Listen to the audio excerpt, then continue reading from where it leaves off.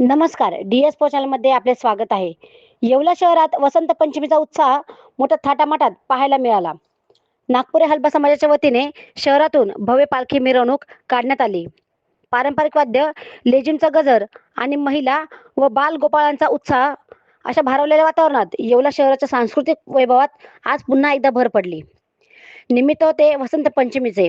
नागपुरी हलबा समाजाच्या वतीने दरवर्षीप्रमाणे यंदाही अत्यंत उत्साहात भव्य पालखी मिरवणुकीचे आयोजन करण्यात आले होते.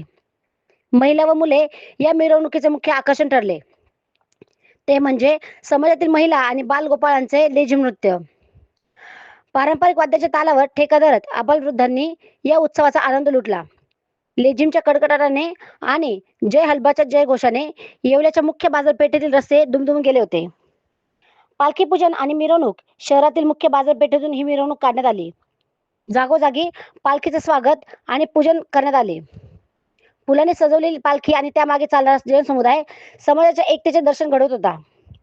या मंगलप्रसंगी नागपूर हलबा समाजाचे अध्यक्ष आणि समाजाच्या पंच कमिटीचे सर्व सदस्य मोठ्या संख्येने उपस्थित होते. समाजातील सामाजिक सलोखा आणि परंपरा जपण्याच्या उद्देशाने या उत्सवाचे आयोजन करण्यात आल्याचे यावेळी प्रसारमाध्यमांशी सांगण्यात आले. डी-एस मराठी न्यूजसाठी दीपक सोनवणे, येवला.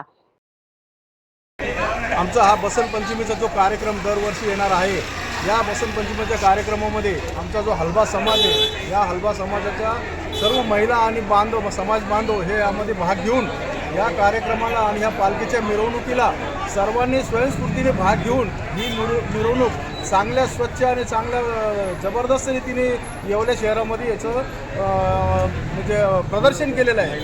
हां, आणि महिलांनी आणि बालकलाकारांनी जे लेझिम पथक आणि झांज पथक केलेलं आहे ते या येवल्या शहराचं आकर्षण ठरलेलं आहे. असंच या सर्वांनी आमच्या पंच कमिटीला समाज बांधवांनी आणि समाज महिला भगिनींनी आम्हाला सहकार्य करून ही सर्व बसंत पंचमीचा कार्यक्रम हा सर्व यशस्वीने पार पडावा अशी मी विनंती करतो, पंच कमिटी करते.